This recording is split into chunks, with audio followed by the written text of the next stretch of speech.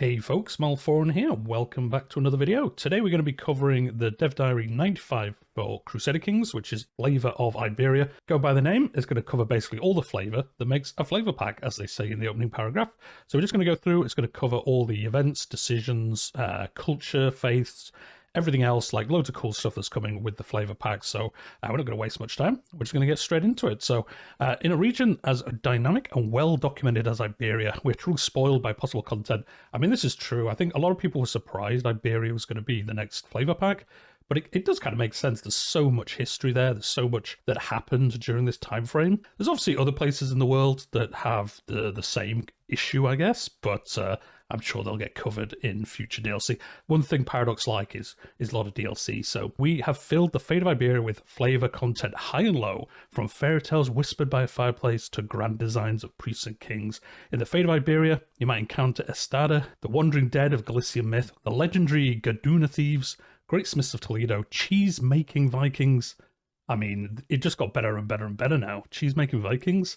I'm down. Andalusian polymaths dreaming of flight. For Fate of Iberia, we've roped in talented content designers from all over our organization to help us pack Iberia full of historical flavor. There's hardly any subject that did not get some love. I know the flavor packs aren't full expansions, but going by the first two now that they've released, they're definitely the content I think I look forward to the most. Like, expansions are cool. The Royal Court was fun. It brought lots of cool things to the game. Obviously, the Royal Courts and all that kind of stuff. But I think the flavor packs are really where it's at for me, because the amount of content and replayability they bring into the game. So we're going to cover all the things here and see what they're talking about. Culture and faith. Iberia's cultures are in a pretty good place already, thanks to the cultural rework in Royal Court. I think I'd agree with that. If you have the Royal Court expansion, you'll be able to make some compelling hybrid cultures here. Why not Shepardi Norse? Awesome. Or Berber Castilian. I mean, Berber Castilian would be an interesting mix, to be honest. It can be a good way to get involved with a struggle from the outside. Among with the other additions, you'll find Castilians are now tabletop warriors, able to challenge others to a grand game of chess. So they did mention this, I think, in the first week's Dev Diary, or it might have been somewhere else. You can play chess now. And obviously, here we go, tabletop warriors. Commanders are likelier to gain commander traits, which is always pretty good. May always challenge other characters to board games. May wager a personally held county on a board game. Wait, what? You can wager land on board games? I haven't seen that anywhere. It might have been in some other news recently, but that is pretty crazy. If you both have this culture, you can bet a county on winning a board game. That's just insane. I might want to do a campaign where I just gain land through chess games, although it'd be pretty hard. The culture has to have tabletop warriors, or I think you can get the board game trait other ways as well. So I suppose there is other ways to get this. The Kingdom of Castles, indeed. I mean, definitely with a bit of chess. Concerning faith, our new shared head of faith mechanic will add dynamism to Iberia's fractured religious landscape. More info regarding this in a future Dev Diary. So yeah, they mentioned this before, where the Pope can be head of multiple religions now. It's not just Catholicism. So some of these splintered Christian faiths can also have the same Pope as their leader, which kind of makes sense. I think that's obviously historically how it worked. There are events for Muslims, Christians, and pagans, but the big addition is the Mozarabic faith. That's the new big religion that's kind of in the middle of Iberia. I think there's a screenshot of it later on. They'll encourage historical what-if playthroughs, which are always good, and some dynamic decisions. Explore the deep Visigothic roots of the Iberian faith. Try to take control of Toledo if you're playing a Mozarabic Christian. It can allow you to convene a great church council, echoing the one in 711. Oh, cool. I've never heard of that. I'll actually have to look that up. But take heed. Such a council might also affect the struggle. How will your realm be affected by the vicious debates to follow? And there are also other new decisions for the Mozarabs, including the ultimate prize, the restoration of the Kingdom of Toledo. So that's pretty cool. They're obviously getting this... the faith and the holy site must be in Toledo, and there's going to be decisions based on that as well. So again, another cool campaign to probably do. Yeah, this is how the faith looks. They've got communion, rite, and adaptive. I don't think they've got anything crazy outside of that. And then as you can see, they've got Pope Nicholas, who will also obviously be head of the Catholics as well. And then, yeah, there we go. So that's how it's almost like a third to each religion. And I guess, do they only have 3 holy sites? It doesn't say. It just says holy sites. You can't see, but I guess they only have 3, or maybe there's some more that are blocked off by this. So yeah, if you hold the Holy Side of Toledo, you get prowess per level of devotion +1. That's not too bad. I suppose if you're full devotion, it's 5. The knight effectiveness is the great bit. That's always good. Getting a bit of extra knight effectiveness is just always amazing.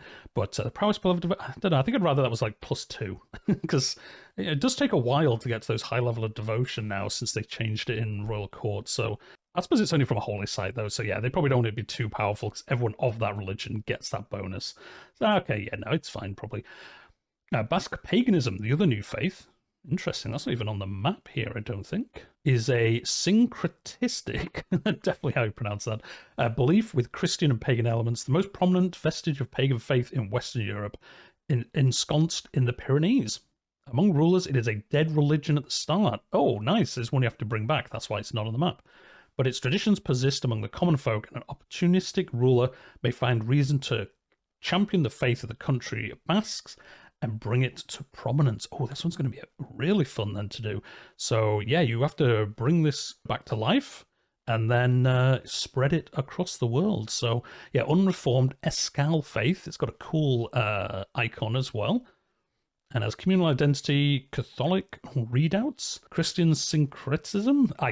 I can never pronounce this word. It basically means I think they're only hostile instead of evil to Christian faiths because it is a little bit of a mix between the two. So yeah, that'd be a cool little thing to do. Restore that faith and then go on your adventures. Next, we're on to special buildings, dynasty tracks, and artifacts.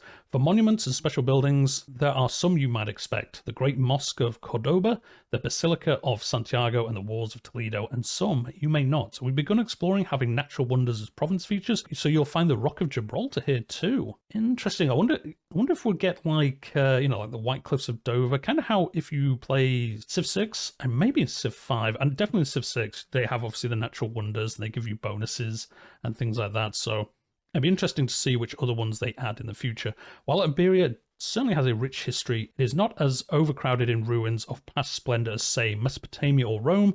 So while there are some Visigothic and Roman monuments here, we focus on building things over the course of the Middle Ages. There's accordingly also a few you can build yourself after the game has started, which makes sense. There was less at the time in the time frame of the game. There was less historical ones at the start, but obviously with the struggle there and everything like that, there was more built. The Great Mosque of Cordoba, there we go. It looks pretty good on the map. And the country of Coruna, the Tower of Hercules, as it is also called, still stands today as the oldest extant lighthouse in the world. Okay. And it's up in Galicia. I've never heard of this. Nice. And this gives you +1 tax a month, minus 25% embarkation costs. So you want to take this as a Viking, and then a naval speed +25. So yeah, as a Viking, you want to take this and then just go raiding faster and for cheaper. If you live in Galicia, I guess how often are you going to be using ships? Probably not that often. So some claim you can glimpse Ireland's green coast from the top of the lonely tower, but gazing out, you only see endless sea. Yeah, from Galicia, there's no way you see Ireland from the top of Spain. That is a lie. We're adding some new artifacts, of course, among them the famed Bells of Santiago, or in 1066 they're melted down, reforged state as the Aquamanillas in the Muslim court of Toledo. Oh, do you know what? There's a lot of history stuff in here that I didn't know. I'll have to check in later. Yeah, they melted down and reformed them into these, I guess. Yeah, former Bells of Santiago. I wonder if you get an event. If you start 867 then, do you get an event if you take Toledo to convert them over? That'd be cool. They've turned into mosque lamps, but that would have been hard to represent well in 3D court, so we went with... Oh, I see. They were actually turned into lamps, but they changed them into this because then they can show them in the court themselves. You'll also be able to find Amaryllis spheres, scallop shells from the Pilgrim Road to Santiago, chessboards, Visigothic votive crowns, and much more. If you have the Royal Court expansion, of course, some of these impressive items from our art team devoted lots of attention to can be displayed in your court, which is cool. Like I said last week, it's good that they're looping this flavor pack into the expansion. So there's more and more stuff for the Royal Court to make it look even more different depending on where you're playing. And then, yeah, these are now disease resistance, medium boost, piety per powerful vassal 0.1. I mean, that's not too bad. You've pretty much always got powerful vassals on your court, so just a nice little bit of extra. Court grandeur +3. Christian opinion -10. I'm surprised that's not more, to be honest. You did melt down their church bells. And Muslim opinion +10. Not too bad at all. Yeah, Almasur forged these jugs from the molten slag of the Bells of Santiago. Though now used to ritually cleanse their own hands, their mere existence confirms the primacy of Islam over Christianity. See, I'm kind of supposed that modifies not more, but I suppose it'd be I don't know, a bit unfair, I guess, but yeah, kind of surprised. The two new dynastic legacies are Metropolitan and Koteri. So yeah, before we get into this, so we're getting two more legacies, which makes it, what, 5 we've had added? I mean, if we keep going at this route, we're going to need like 3 menus for legacies. Although I suppose the first flavor pack, they were Norse specific, so you don't see them on all games, obviously. I don't think these are Iberia specific, so these are ones that anyone can choose. So we will be up to, 7 for the base, and then, like I say, an extra 2 if you play as a Norse character. So yeah, a lot of these now. I'm not sure. Let me know what you think in the comments down below. I'm not sure I'm super jazzed about constantly more of these, but I suppose it does let you change how you play a little bit. We'll see whether the options kind of overlap a little bit more than they do already. The Coterie Legacy, you can gain various benefits related to your dynasty and its members, useful for diplomacy and intrigue. So it sounds like kind of a mix of 2 of the other ones. The Reliable House perk will give you 10% of your counselor's primary skills, whilst the ultimate perk in this legacy, Pragmatic Roots, allows your dynasty members to disinherit their children for prestige and tyranny cost. Oh, rather than it having to be the dynasty head, anyone in that dynasty can then disinherit their children. That will make for some interesting playthroughs. And obviously, I suppose they can only disinherit their children, so it won't really affect you that much yourself. But if you're playing like a lower down character in the dynasty, it is going to help you kind of prune your inheritance if that's how you play. I don't, if you watch my channel, I generally don't disinherit people. I think it's kind of a cheat. I know it's not, but it kind of feels like it is a bit of a cheat to just disinherit everyone you don't like. So it does open up that playstyle though to more people, which is always cool. The Metropolitan Legacy will aid you in development, construction, and prestige, unlock a unique expand cities decision, and give you some added motivation to build new city holdings in your realm. So this kind of sounds like maybe a like a play tall legacy, kind of focused on that kind of gameplay, and definitely around building things, which if the bonuses early on are good, will be definitely one I look into, because especially on some realms, it is quite hard to get building at the beginning with how much money you have. So we'll see obviously what the perks are, probably maybe in a later one, or obviously when the patch comes out. And yeah, I'd be interested to see what exactly those bonuses are. The Republican Education perk introduces the Town Maven trait that dynasty members might receive if they are educated in a county with high development. The Metropolitan is a good track if you prefer playing tall. Oh, well, there you go. If I'd finished reading, it definitely... It literally just says that. So building an economically strong realm. So yeah, you can play almost like a Merchant Republic kind of playthrough. Now I'll leave it to Hugo, so the other developer guy is going to go through all the rest here. Events and decisions. Fate of Iberia contains a multitude of events and decisions, ranging from struggle-specific events which shake up plans to flavor events designed to enrich the experience with classic paradox comical occurrences and references to regional curiosities. So yeah, a nice mix of like serious realistic events, but then also just some silly ones for a bit of flavor in your playthroughs. Struggle events. As mentioned above, struggle events help add a little bit of chaos to your overall equation, presenting many opportunities themed around the current phase for cunning strategists to turn one disaster into another's advantage during the greater conflict. So yeah, this is good, because when we saw last week, the struggle phases kind of move by you filling out those kind of quests, really. You know, doing certain things, marrying people, or getting hooks on people, all that kind of stuff moves the bars. It is cool to see that there are going to be events which let you mix that up a little bit, so it's not so regimented how it's going to play through. So here's an event: the Forsaken Village. As I tour my castle grounds, a peasant elder approaches me. Great lord, please have mercy upon us and save our village from the tyranny of Count Loeb of Burgos. He has neglected our settlement for far too long. The people yearn for a new ruler.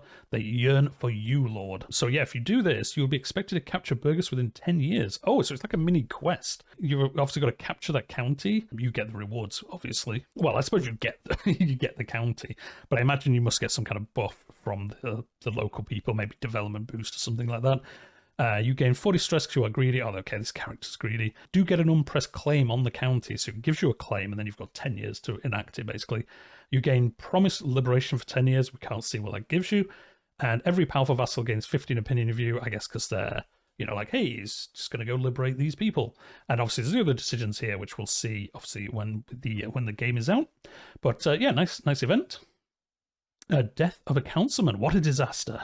Amidst tensions that have been simmering for a long time, a mob of angry Muzarabs named my councillor Wali Abdul Rahman as the cause of their discontent due to his Mawalidi beliefs. I'm sorry if I butcher those names. And I'm not good with names. He was on his way to my castle, and the mob descended upon him and savagely beat him to death. I mean, that's pretty harsh. People seem to blame me for what has occurred, and Balashak, a communal leader, has come to me to ask that I compensate the beleaguered Mowaladis of this malicious act. He's Christian, and then he's got somebody from a different faith as his councilman, and he got killed because of that. And then you've got to decide how you're gonna kind of act through doing it. And then there's some more here. Other events grant you advantages when you least expect it, but tread carefully, as success is not guaranteed, and things could always turn out for the worse. There's 2 more here. Can we see these? Oh, we can. Secret of Freedom. The Emir is a prisoner of my mercy, and this is a new layout here with him like up on these hooks, and then him here as well. I've not seen this setup before, so I think this is new. I will tell you a secret if you release me. Okay, so you can be a treacherous snake. Oh, so I think this is us like saying like, hey, let me out. I'll tell you a secret about my liege. And then obviously, I guess you can keep the secret. Or it says here, treacherous snake. So I wonder if you're like, oh, nice. I'm going to tell Muhammad about you offering to give me his secret. So yeah, that would play out different ways. That's pretty cool. A Soul of Iron. A man named Guillermo has arrived at the court claiming to be a master smith who has travelled far and wide. So it's obviously about making artifacts and things like that. My lord, my family has been sword makers since ancient times, once made foul katas for the armies of Carthage. No alloy is as strong as that which is made in Iberia, and I can perfect it. I can make the world's finest weapons, but in return you must give me command of the Blacksmith's Guild. Then they will see that I'm better than them all along. So give me command of the Blacksmith's Guild? I wonder what actually happens then. Obviously, these are decisions. We can't see what they do. But yeah, make me Iberia's finest blade. Okay, so he might give you like a really good weapon, but then the guild is yours. So I wonder how that affects your realm, though, if you give him the guild. I'm not too sure. We'll see maybe in a later dev diary. Struggle events, though all related, are quite different in their opportunities, benefits, challenges that they present, encouraging players to adjust their strategy as circumstances call. I would certainly start conquering my neighbours if I got a hold of some good steel, especially since it had helped me get those catalysts I've been after for a while. Oh yeah, true. So this might give you a weapon, and then that might help you do some wars, and they will give you more catalysts so you can move the struggle event on further. So yeah, nice. Flavor events. We've included a variety of smaller flavor-focused events that can help bring the Iberian Peninsula to life and create a greatest breadth of content for players in the region to experience. So yeah, these are just like the generic like events and lifestyle-themed events that you always get everywhere else.